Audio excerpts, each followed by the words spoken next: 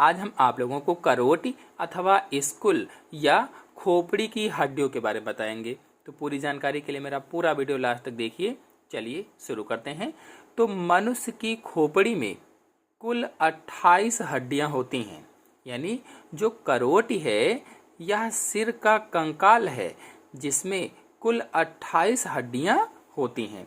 करोट या खोपड़ी की हड्डियां शरीर की अन्य हड्डियों से अधिक सुदृढ़ होती हैं। जो शरीर में अन्य जगहों पर हड्डियां पाई जाती हैं उसकी अपेक्षा जो करोट होती है या खोपड़ी होती है इसकी हड्डियां सुडौल होती हैं, सुदृढ़ होती हैं।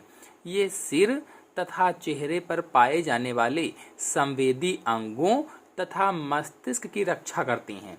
अब संवेदी अंग तो हमारे शरीर में कौन कौन से संवेदी अंग होते हैं उनके बारे में मेरे चैनल में वीडियोस अपलोडेड हैं, आप लोग चैनल पर जाकर के देख सकते हैं। और मस्तिष्क पर भी वीडियो पहले से ही अपलोडेड है, आप लोग देख सकते हैं। तो खोपड़ी की 28 हड्डियों में से 8 हड्डियां मस्तिष्क के चारों ओर का खोल बनाती हैं। जो खोपड़ी की 28 हड्डियां हैं इनमें से जो 8 हड्डियां होती हैं वे मस्तिष्क के चारों ओर का खोल बनाती हैं जिसे कपाल या क्रेनियम कहा जाता है। जो मस्तिष्क के चारों ओर का खोल 8 हड्डियां बनाती हैं उसे कपाल या क्रेनियम कहा जाता है। और इसकी गुहा को कपालीय गुहा या क्रेनियल कैविटी कहा जाता है। जो इसकी गुहा बन जाती है तो उसे कपालीय गुहा या क्रेनियल कैविटी कहा जाता है। इन 8 हड्डियों के नाम फ्रंटल, पैराइटल, टेम्पोरल, ऑक्सीपिटल, स्फेनाइड तथा एथमॉइड हैं। जो फ्रंटल है ये 1 होती है, पैराइटल जो है ये 2 हड्डियां होती हैं, टेम्पोरल भी 2 होती हैं, ऑक्सीपिटल 1 होती है, स्फेनाइड 1 होती है, एथमॉइड 1 होती है। इनमें से जो फ्रंटल हड्डी है ये ऊपरी भाग में सबसे आगे होती है। जैसा कि आपको चित्र में दिख रहा है, जो फ्रंटल है ये ऊपरी भाग में सबसे आगे होती है। जो हमारा माथा, नेत्र कोटरों की छत तथा क्रेनियम गुहा या कपाल गुहा के तल बनाती है। अर्थात जो फ्रंटल हड्डी है ये सबसे ऊपरी भाग में आगे की ओर है। जो हमारा माथा, नेत्र कोटरों की छत तथा कपाल गुहा का तल बनाती है। कपाल गुहा यानी क्रेनियल कैविटी। तो फिर दूसरी वाली पर आते हैं। तो दूसरी है पैराइटल। ये फ्रंटल के पीछे है। जो पैराइटल है ये फ्रंटल के ठीक पीछे है और कपाल गुहा की छत बनाती है। ये 2 होती हैं। जो पैराइटल है ये 2 होती हैं। क्रेनियल कैविटी की फ्लोर का निर्माण करती है। इसकी भीतरी सतह पर कई उभार और गर्त होते हैं। जिसकी भीतरी सतह को अगर देखा जाए तो उसमें कई उभार होते हैं और गर्त होते हैं, मतलब कई लंबी दरारें और उभार होते हैं। अब जो ये गड्ढे इसमें पाए जाते हैं उनमें रुधिर वाहिनियां होती हैं। जो गड्ढे होते हैं उसमें रुधिर वाहिनियां होती हैं। फिर जो ऑक्सीपिटल है ये 1 होती है। ऑक्सीपिटल 1 होती है और खोपड़ी के पीछे भाग में पाई जाती है या खोपड़ी का सबसे पिछला भाग बनाती है। इसके नीचे बीच में कपाल गुहा का छिद्र होता है। नीचे बीच में कपाल गुहा का छिद्र है जिसे महारंध्र कहा जाता है। जो कपाल गुहा का छिद्र होता है उसे महारंध्र या फोरामेन मैग्नम कहते हैं। इस रंध्र के दोनों तरफ ऑक्सीपिटल हड्डी पर एक एक बड़े अंडाकार उभार होते हैं। जैसा कि आपको चित्र में दिख भी रहा है, इस रंध्र के दोनों तरफ एक एक बड़े अंडाकार उभार हैं। इन उभारों को ऑक्सीपिटल कॉन्डाइल कहा जाता है। इन उभारों को क्या नाम है? ऑक्सीपिटल कॉन्डाइल है। तो ऑक्सीपिटल में ऐसे लिगामेंट होते हैं, यानी ऐसे लिगामेंट और पेशियां होती हैं जो गर्दन को झुकाने तथा उठाने की क्षमता प्रदान करती हैं। जो ऑक्सीपिटल हड्डी होती है इसमें ऐसे लिगामेंट और पेशियां होती हैं जो गर्दन को झुकाने और उठाने की क्षमता प्रदान करती हैं, पावर प्रदान करती हैं।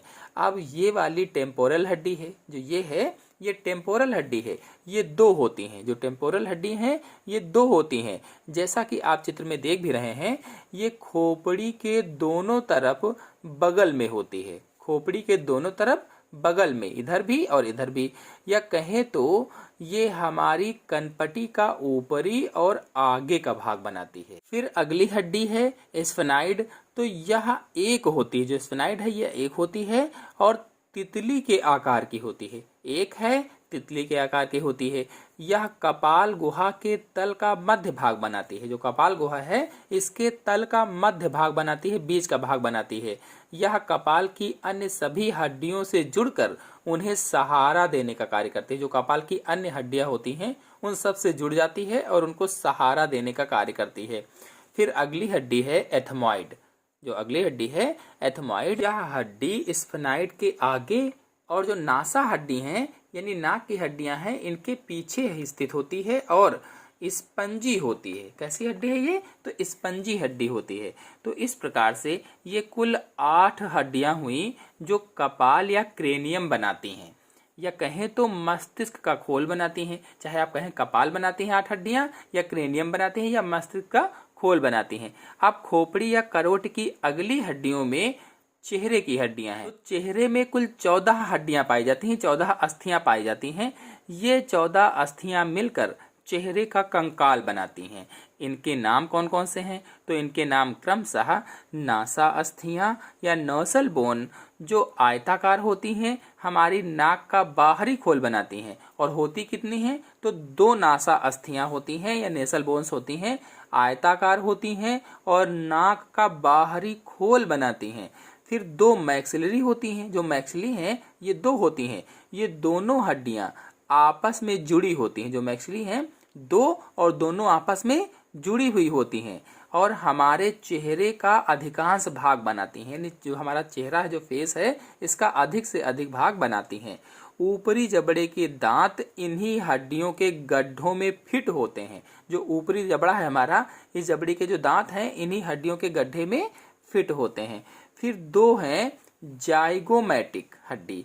2 जाइगोमैटिक हड्डी पाई जाती हैं। इन्हें मॉलर हड्डी भी कहा जाता है।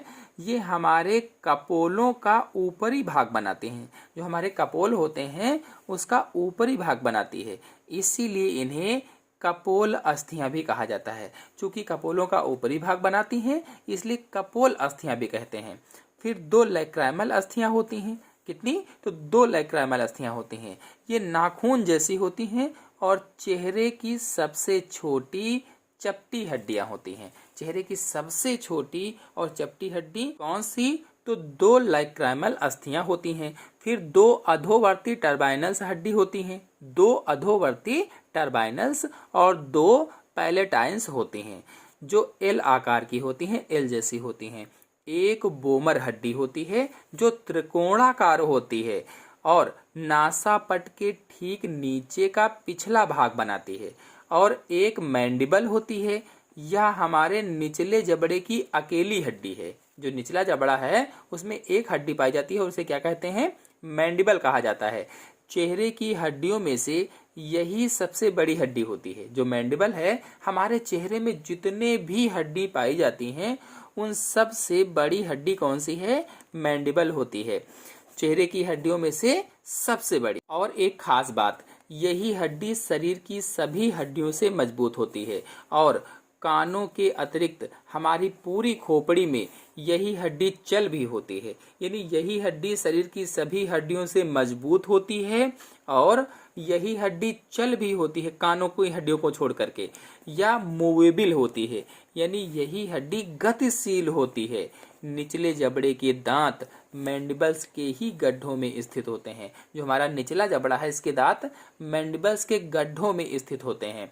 अब करोट या खोपड़ी के कर्ण अस्थियों को जान लेते हैं। करोट में कौन सा बचा? अब कर्ण अस्थियां बची, कान की हड्डियां बची हैं। तो हमारे दोनों कानों में 3 छोटी छोटी हड्डियां होती हैं जो मैलियस, इनकस तथा स्टेपीज हैं। दोनों कानों में 3 छोटी छोटी हड्डियां होती हैं और उन हड्डियों के नाम क्या है? मैलियस, इनकस और स्टेपीज हैं।